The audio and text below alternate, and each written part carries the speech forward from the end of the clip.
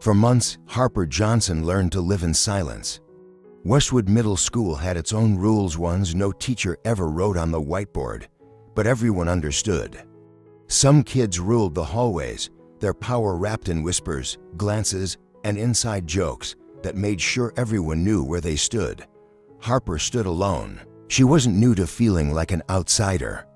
One of the few black students in a mostly white town, she had long since realized that fitting in wasn't an option. So she learned how to disappear head down, voice quiet, hands tucked into the sleeves of her hoodie. She kept her footsteps light, moving through the hallways like a ghost. But Ian Brooks wouldn't let her fade away. Ian wasn't just another 8th grader. He was the kind of kid teachers smiled at, the one with the well-connected parents who always seemed to be at the school fundraiser. His dad owned the biggest car dealership in town, his mom was in the PTA, and his friends were the ones who decided what counted as cool. And for the past month, Harper had been his favorite target. It started small, a joke in the hallway, a sudden shove against the lockers, a stolen notebook. And then, yesterday, her lunch. She had barely unwrapped her peanut butter sandwich when Ian snatched it from her hands, grinning like this was the funniest thing in the world. "What is this, Johnson? Peanut butter, damn, is your dad's paycheck that bad?" Laughter rippled through the cafeteria. Harper froze, her hands clenched under the table. She wanted to yell, to fight, to make them stop. But instead, she swallowed hard, stared at the floor, and let them win, again. Teachers always said the same thing, ignore him. He'll get bored, but Harper knew better. Ignoring Ian Brooks didn't make him stop, it just made him try harder. Because he wanted a reaction, that's what this was about. Power. Harper had learned the unspoken rules of Westwood Middle School long before Ian set his sights on her. She knew the teachers weren't going to step in. She knew the principal would brush it off as kids being kids. And she knew that telling someone wouldn't make it better, it would just make things worse. So she stayed quiet. She endured it. Until the day Ian went too far. The cafeteria had never been loud in the way people expected. It wasn't a place of food fights or shouting matches. It was quieter than that, meaner. A single glance could tell you everything: who belonged, who didn't, who mattered, and who didn't. Harper sat alone. She always did. Yesterday's incident should have been enough, but Ian wasn't done, not yet. As she pulled her books from her locker before first period, something slammed hard against her back. She stumbled forward, her forehead nearly hitting the cold metal. Laughter. Harper turned slowly, already knowing what she'd see. Ian, leaning casually against the lockers, arms crossed, smirking. "My bad, Johnson. Didn't see you there." The students around them snickered, not loudly. Not in a way that would make a teacher turn their head, just enough for her to hear. Harper clenched her fists at her sides. She wouldn't cry, not here. Not in front of him, because this was the game. And Ian Brooks played to win. By third period, Harper could tell something was off. The whispers followed her down the hallway, slithering between lockers and bouncing off classroom walls. A few students snickered behind their hands. Others scrolled through their phones, eyes flicking to her, and then back to their screens, like she was some kind of inside joke. Harper's stomach twisted. She slid into her seat in English class, keeping her gaze locked on her desk. If she just ignored it, maybe it would go away. Maybe it was nothing, then a voice behind her. "Nice photos, Johnson." She didn't turn, didn't have to. Lena Carmichael's voice dripped with fake sweetness, Ian's right-hand girl. If Ian was the king, Lena was the royal messenger, always delivering whatever new humiliation he had cooked up. Harper's hands fumbled for her phone in her backpack. The moment she unlocked it, her notifications exploded, her breath caught. It was a picture of her from the parking lot the day before, when she had finally shoved Ian away, but someone had edited it. In the new version, her face was twisted, exaggerated with red-tinted eyes like some horror movie villain. Bold, blocky letters stretched across the top. "Harper the psycho, can't control herself." And the comments, God, the comments. "Wow, she looks unhinged. She's gonna snap one day, I swear." Ian better watch out, she's got that main character breakdown energy. Harper's hands trembled. Lena leaned forward, whispering just loud enough. Ian says you've got a temper problem. Maybe you should get some help. Harper swallowed hard, forcing herself to stay still. She wouldn't cry, not here, but she'd never felt so humiliated in her life. By the time Harper made it home, she was running on empty. The moment she stepped through the front door, she let her backpack slide off her shoulder, landing with a dull thud on the hardwood floor. She could still hear the laughter ringing in her ears, the whispers, the stares. The stupid, fake-looking photo of her burned into her mind. She wanted to disappear. She barely made it halfway up the stairs when her dad's voice stopped her. Harper. She froze. He wasn't the kind of dad who yelled. He never needed to. His voice was always steady, always calm. The kind of quiet that made people listen. Slowly, she turned. Her father stood in the kitchen, holding his phone in one hand, his badge clipped to his belt like always. His face was unreadable. "Come sit down." Harper's stomach twisted. She moved stiffly to the couch, lowering herself like she was stepping into a trap. Her dad didn't say anything at first, just turned his phone screen toward her. There it was, the photo. The stupid, ugly, edited photo that had followed her all day. Her breath caught. "You want to explain this to me?" His voice was still calm. Too calm. I didn't do anything," she croaked. Her dad's expression didn't change. "I know." He set his phone down, his jaw tightening just slightly. "I also know exactly who did." Harper's throat went dry. "Dad, please." But he wasn't listening anymore. He was already dialing a number. And in that moment, she realized Ian Brooks had officially messed with the wrong person. Harper had seen her dad handle a lot of things. He had broken up bar fights, arrested criminals, and even talked down a guy who tried to rob a gas station with a fishing rod. But she had never seen him like this, the kind of quiet anger that made grown men sweat. As he pressed his phone to his ear, Harper's heart pounded. "Principal Dawson," her father said, his voice steady as ever. "We need to talk. Now." Harper sank lower into the couch. This was bad. This was really bad. She could hear the muffled response on the other end, something about kids being kids, something about looking into it.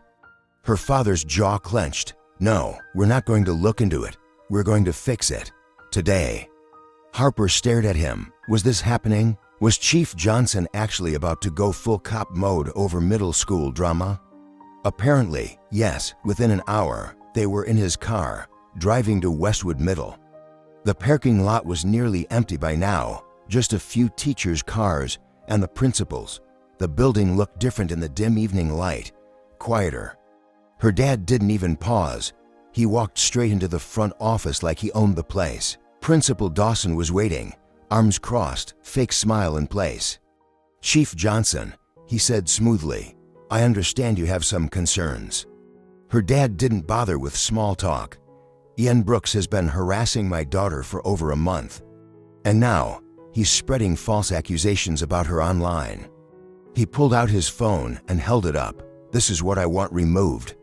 And just like that, the entire school's golden boy was about to have his worst day ever. The silence in Principal Dawson's office was thick enough to cut with a butter knife.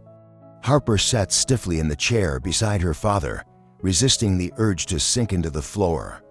Across from them, Principal Dawson shifted uncomfortably, his forced smile looking more strained by the second. "I spoke with Ian's parents," the principal started, adjusting his tie like it was strangling him, "and they assured me." "I don't care what his parents assured you." Harper nearly flinched. Her dad wasn't raising his voice. He didn't need to. His words were sharp enough. "I care about what he did." Principal Dawson cleared his throat. "We don't want to punish a student for." Her dad leaned forward slightly, lowering his voice just enough to make the air feel heavier.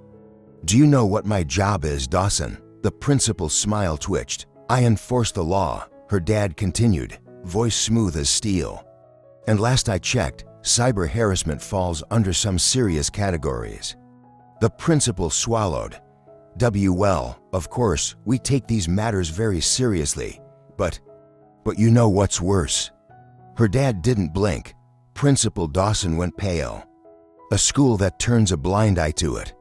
Before the principal could respond, the office doors swung open. Ian Brooks walked in, his usual smirk nowhere to be found. Behind him, his parents followed his dad, a broad-shouldered man in a crisp suit, and his mom, wearing a tight smile that barely hid her irritation. Harper almost felt bad for him, almost. Because Ian Brooks wasn't used to being in trouble. And judging by the look on his face, he wasn't enjoying the experience. Not one bit. Ian Brooks had officially lost his confidence. Harper could see it in the way he sat, shoulders tense, hands clasped together like he was bracing for impact. This wasn't the cafeteria, where he had an audience. This wasn't the hallway, where his friends could back him up. This was his reckoning. His father, Richard Brooks, was the first to speak. He had the voice of a man who spent way too much time closing deals at country clubs. "Chief Johnson," he said smoothly, "I don't see why this had to turn into a spectacle." Harper's dad didn't blink. "Your son made it one." Mrs. Brooks let out a sharp laugh. "Oh, come on, they're just kids. They push each other. Roughhouse, this is also unnecessary." Harper clenched her fists. "Unnecessary?" Her dad took a slow breath before responding. "If my daughter had done to your son what he did to her, would we be standing here? Or would you already have a lawyer lined up?" Richard Brooks' jaw twitched. "Now, let's not make this about. It is about something," her dad interrupted, voice steady. "It's about power. It's about what you let your son get away with. And it ends here." Ian shifted uncomfortably. Principal Dawson cleared his throat.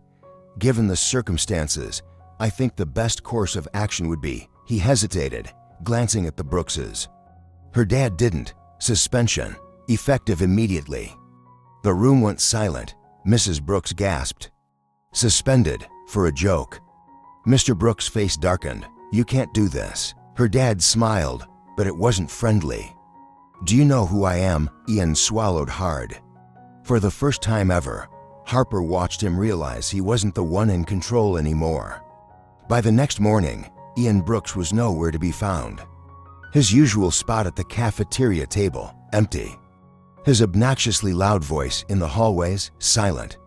The smug smirk he wore like a badge of honor, gone. Harper wasn't sure if he was suspended yet or if his parents were still trying to fight it, but one thing was clear: he wasn't running the show anymore. And people noticed. By second period, the rumors had already started. "I heard his dad tried to fight the school board over his suspension." "Nah, I heard his mom called the district, demanding they erase it from his record." "Someone said they're sending him to some fancy private school in another state."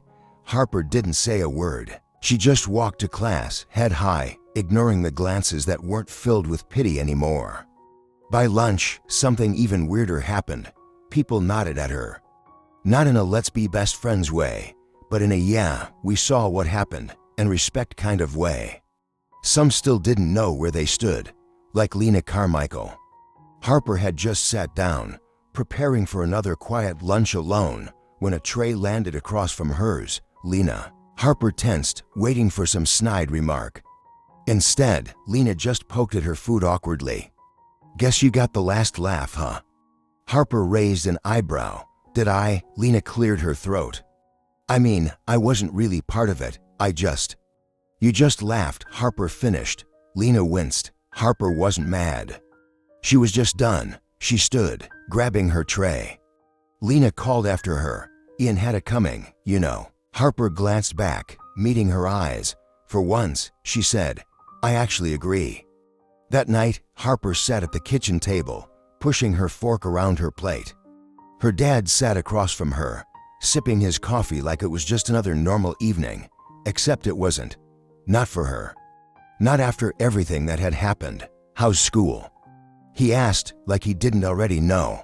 Harper shrugged. "Better." His eyebrow lifted slightly. "Just better." She smirked a little. "Well, better than last week." Her dad nodded, setting his mug down. "That's good." He was quiet for a second before adding, "You know, I'm proud of you." Harper blinked. "For what?" "I didn't do anything." Her dad leaned back in his chair, studying her. "You stood up for yourself." She hesitated, gripping the edge of the table. "I shouldn't have had to." His expression softened.